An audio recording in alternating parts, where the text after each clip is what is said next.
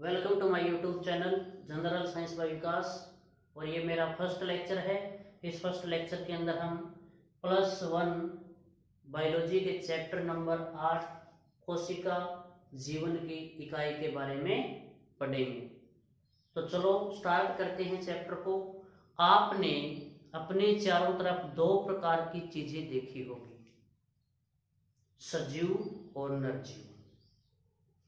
सजीव और निर्जीव, सजीव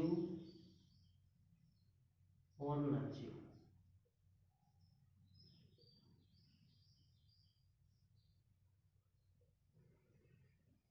सजीव को इंग्लिश में कहते हैं लिविंग और निर्जीव को इंग्लिश में कहते हैं नॉन लिविंग। Non living. अब यहां पर क्वेश्चन ये उठता है कि ऐसी कौन सी चीज है जो सजीव और निर्जीव को एक दूसरे से अलग करती है। तो बच्चों उस चीज का नाम होता है कोशिका। उस चीज का नाम क्या होता है? कोशिका होता है। ये सजीव और निर्जीव को अलग करती है। देखो कैसे करती है। सजीव के अंदर कोशिका उपस्थित होती है। सजीव के अंदर कोशिका भी उपस्थित होती है और निर्जीव के अंदर कोशिका अनुपस्थित होती है। कोशिका अनुपस्थित होती है।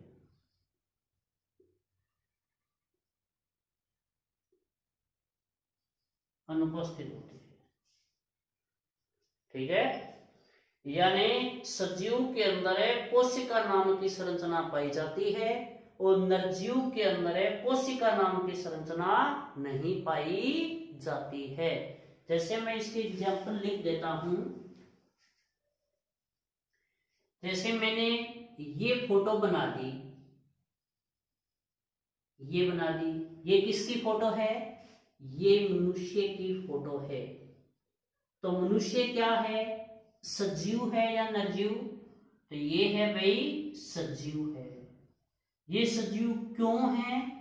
क्योंकि इसके अंदर क्या उपस्थित है? सेल उपस्थित है। क्या उपस्थित है भाई?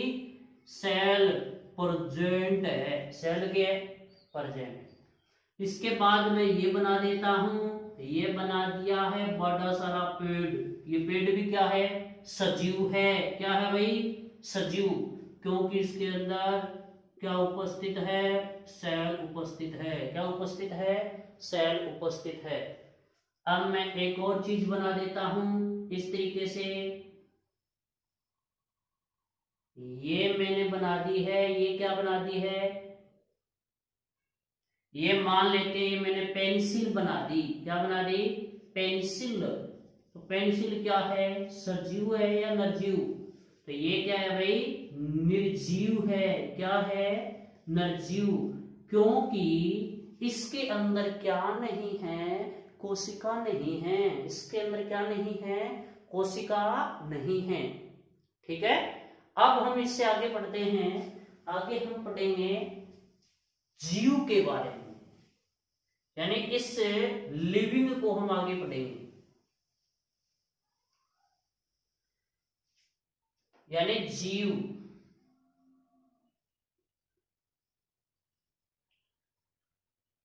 लो मैं जीव का दो प्रकार लिख दी। एक कोशिकीय जीव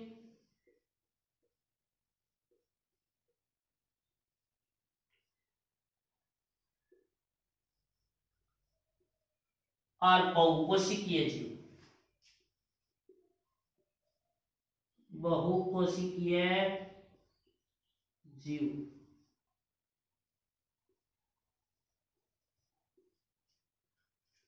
ठीक है। एक कोशिकीय जीव ऐसे जीव जो एक कोशिका से बने होते हैं। ऐसे जीव जो एक कोशिका से बने होते हैं उन्हें हम एकोशिकीय जीव कहते हैं। और ऐसे जीव जो एक से अधिक या अनेक कोशिकाओं से मिलकर बने होते हैं उन्हें हम बहुकोशिकीय जीव कहते हैं। तो एकोशिकीय जीव का उदाहरण है अमीबा। अमीबा ये बना दी मैंने फोटो, ये क्या है? एकोशिकीय जीव है। और बच्चों ये फोटो किसकी है? अमीबा की है। अमीबा कैसा जीव है? एकोशिकीय जीव है। और यहां पर उदाहरण के तौर पे मैं एक और फोटो बना देता हूं। ये फोटो मैंने बना दी है। और ये फोटो किसकी है? ये मनुष्य की फोटो है। और मनुष्य कैसा जीव है? मनुष्य बहुकोशिकीय जीव है, क्योंकि मनुष्य जो है ये अनेक कोशिकाओं से मिलकर के बना होता है। अनेक कोशिकाओं से मिलकर के बना होता है। ठीक है, अब हम आगे बढ़ते हैं।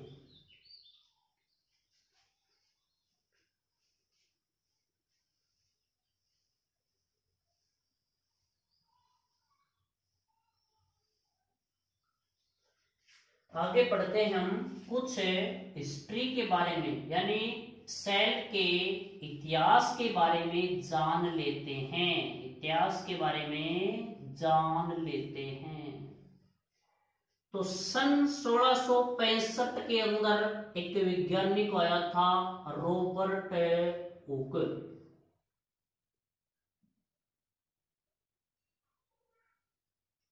और इस रॉबर्ट हुक ने माइक्रोस्कोप से बोतल कोरक के टुकड़ों को देखा। यानी रॉबर्ट हुक ने माइक्रोस्कोप की सहायता से बोतल कोरक के टुकड़ों को देखा। बोतल कोरक का मतलब पुराने समय के अंदर बोतल को बंद करने के लिए कोरक का यूज किया जाता था। तब उस कोरक के टुकड़ों को इन्होंने माइक्रोस्कोप की सहायता से देखा। तो रॉबर्ट हुक को उस कोरक के टुकड़े में कुछ इस प्रकार की संरचना नजर आई।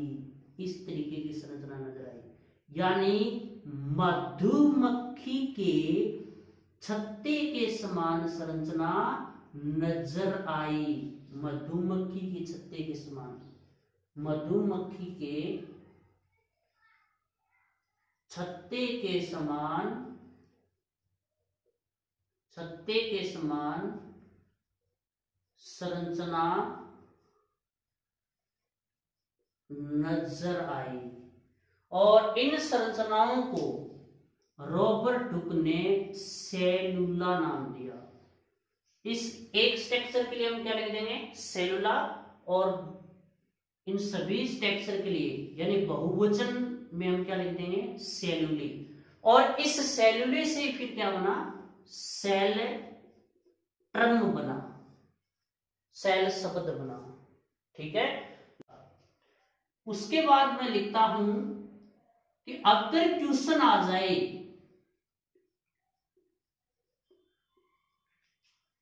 कोशिका की खोज किसने, कोशिका की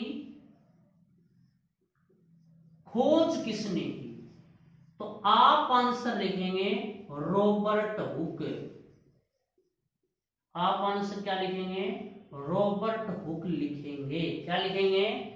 रॉबर्ट हुक लिखेंगे। ठीक है, अगर आपको पूछे कि जीवित कोशिका को सबसे पहले किसने देखा, तो जीवित कोशिका को देखने वाला वैज्ञानिक था एंटोन वोन ल्यूवेन होक। एंटोन वोन ल्यूवेन होक, इसने सबसे पहले जीवित कोशिका को देखा था। जीवित कोशिका को देखा था। तो अगर ये लेक्चर आपको पसंद आया हो तो लाइक कीजिए, शेयर कीजिए, और नेक्स्ट चैप्टर के अंदर हम पढ़ेंगे सेल थ्योरी के बारे में, यानी कोशिका सिद्धांत के बारे में पढ़ेंगे।